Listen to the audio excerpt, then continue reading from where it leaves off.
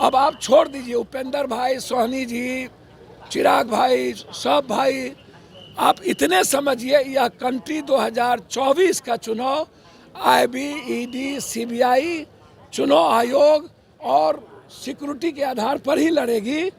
Last में हिंदू मियाँ चलेगा। आपने तो हमको दिल्ली में घर भी नहीं दिया अभी तक।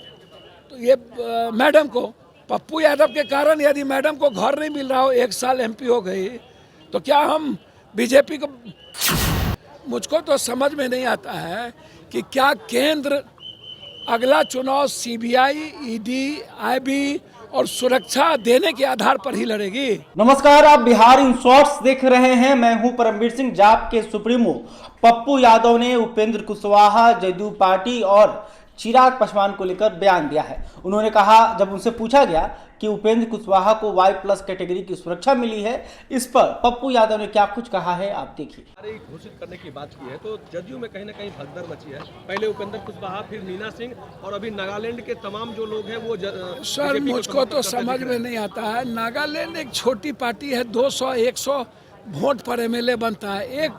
एक बूथ पर 3 ठो वोट है, 2000 पर एमएलए बनता है। पैसा जिसके पास, नागालैंड और की कोई मणिपुर का जो ठीक है जनप्रतिनिधि है, लेकिन नागालैंड जो छोटी स्टेट है, वहाँ डेमोक्रेसी बहुत कम है, वहाँ व्यक्ति और मनी ज़्यादा है।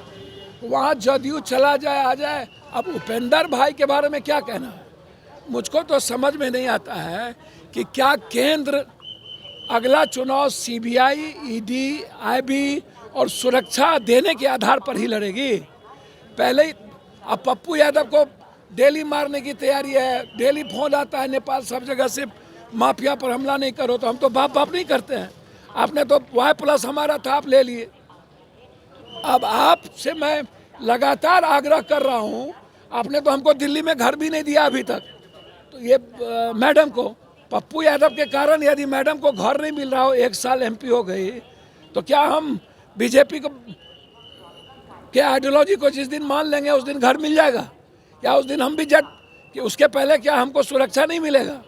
तो अब आप छोड़ दीजिए उपेंद्र भाई, सोहनी जी, चिराग भाई, सब भाई, आप इतने समझिए यह कंट्री 2024 का चुनाव आईबी, ईडी, सीबीआई, चुनाव आयोग और सिक्योरिटी के आधार पर ही लड़ेगी। लास्ट में हिंदू मियाँ चलेगा। तो आपने देखा कि पप्पू यादव ने कहा कि सब भाई लोग को सुरक्षा मिल रहा है, वो ठीक है, लेकिन इसके साथ ही उन्होंने अपनी दुख भी बताई कि जब उनकी पत्नी 1 साल से राज्यसभा की सांसद है, उसके बावजूद भी दिल्ली में उन्हें आवास नहीं दिया जा रहा है। वजह पप्पू यादव है। हमारा जो सिक्योरिटी था उसे भी कम कर लिया गया, जबकि हमें लगातार माफियाओं के द्वारा धमकी मिलती रहती है। इसके साथ ही उन्होंने कहा कि ये अलग ही राजनीति हो रही है। अगर क्या किसी को Y+ Z+ की सुरक्षा दे देने से अगर राजनीति करनी है तो ये कीजिए, ये जो है ठीक है। तो ये पप्पू यादव का कहना था। बहरहाल, अभी तक आपने हमारे चैनल को सब्सक्राइब नहीं किया तो तुरंत के लिए इस खबर को लेकर आप क्या सोचते हैं कमेंट करके बता सकते हैं। वीडियो फेसबुक पर देख रहे हैं तो हमारे पेज को भी लाइक कर लें। धन्यवाद।